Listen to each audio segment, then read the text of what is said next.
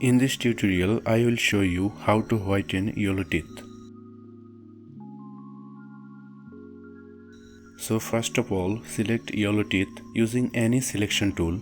I am using quick selection tool.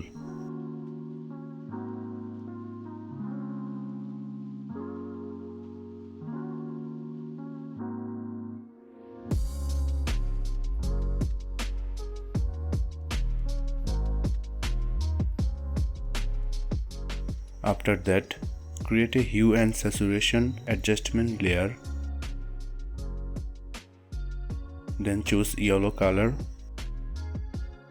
Then pick up color using eyedropper. Then increase lightness as needed.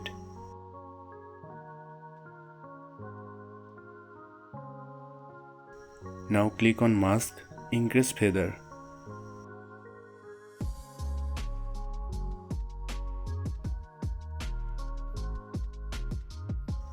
Now add selection and create a curve adjustment layer. Now choose red. Now adjust like this.